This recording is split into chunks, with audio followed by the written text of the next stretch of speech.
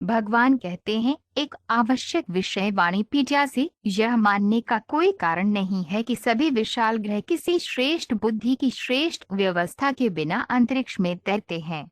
इस विषय को भगवत गीता 15.13 में स्पष्ट रूप से निपटाया गया है, जहां भगवान कहते हैं, मैं प्रत्येक ग्रह में प्रवेश करता हूँ और मेरी ऊर्जा से वे कक्षा में रहते हैं।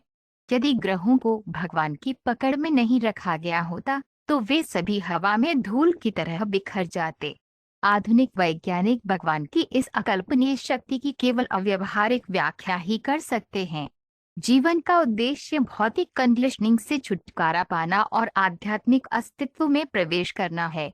यद्यपि शास्त्र अलग अलग पुरुषों के लिए अलग अलग तरीके बताते हैं, भगवान के परम व्यक्तित्व का कहना है कि अंततः व्यक्ति को आध्यात्मिक उन्नति के सुनिश्चित मार्ग के रूप में भक्ति सेवा के मार्ग को स्वीकार करना चाहिए। भगवान के प्रति भक्तिपूर्ण सेवा ही वास्तव में भगवान द्वारा पुष्ट की गई एकमात्र प्रक्रिया है। सर्वधर्मन परित्यज्य माम एकम शरणं व्रज भगई 18.66। यदि कोई घर लौटना चाहता है, भगवान के पास वापस जाना चाहता है और शाश्वतानंदित होना चाहता है, तो उसे भक्त बनना होगा।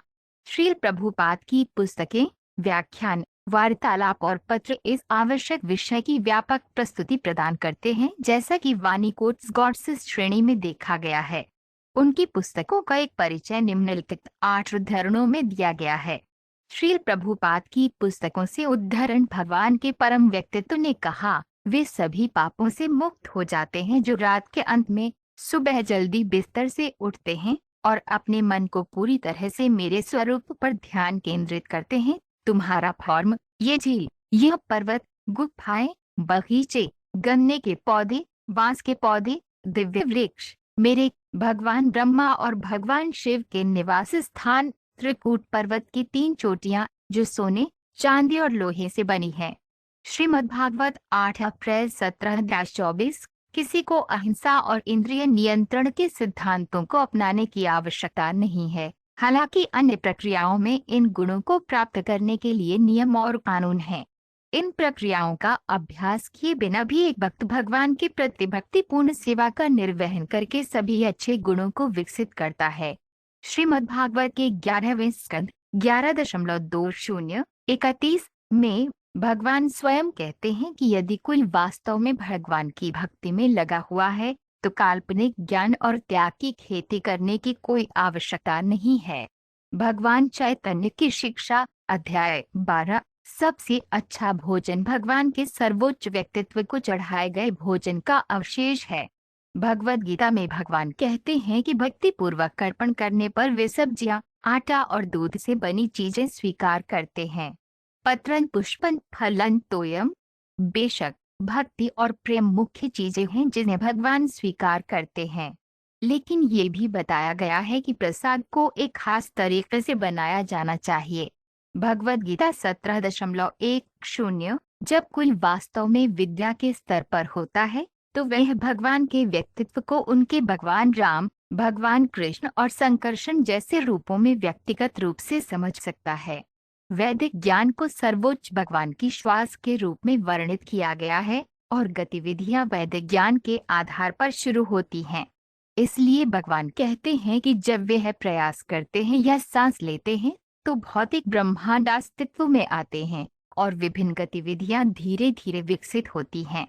श्रीमद्भागवत 6.16-51। भगवान का व्यक्तित्व कहता है कि वे हमेशा अपने भक्तों को भक्तिपूर्ण गतिविधियों को करने के लिए बुद्धि प्रदान करके उनका पक्ष लेते हैं ताकि अंत में उनके भक्त उन्हें प्राप्त कर सकें। अन्यत्र भी कहा जाता है कि भक्ति से ही ईश्वर की प्राप्ति होती है। हम अपने कार्य के परिणामों से केवल दिव्य परिणामों वाली कार्य की बुद्धिमान प्रक्रिया द्वारा ही छुटकारा पा सकते हैं। ईश्वर का संदेश, अध्याय 2। भगवान ने कहा कि सभी जीव अतीत में व्यक्तिगत रूप से अस्तित्व में थे, वे अब वर्तमान में भी मौजूद हैं और भौतिक बंधन से मुक्ति के बाद भी वे भविष्य में भी व्यक्तिगत पहचान बनाए रखेंगे। उन्होंने व्यक्तिगत जीव के भविष्य के प्रश्न को पहले ही स्पष्ट कर दिया है। अब अर्जुन असफल दिव्यवादी के भविष्य के बारे में जानना चाहता है। भगवद गीता 6.39। भगवान ने कहा, जैसे बादलों का एक समूह हवा के शक्तिशाली प्रभाव को नहीं जानता है, वैसे ही भौतिक चेतना में लगा हुआ व्यक्ति समय कारक की शक्तिशाली शक्ति को नहीं जानता है, जिसके द्वारा उसे ले जाया जा रहा है। श्रीमद्भागवत 3.301। संपूर्ण ब्रह्मांड के निर्माता भगवान हरि के इस तरह से बोलने के बाद उन्होंने प्रजापति दक्ष की उपस्थिति में कहा, वह तुरंत गायब हो गए जैसे कि वह एक सपने में अनुभव की गई वस्तु हो। श्रीमद्भागवत 6.454।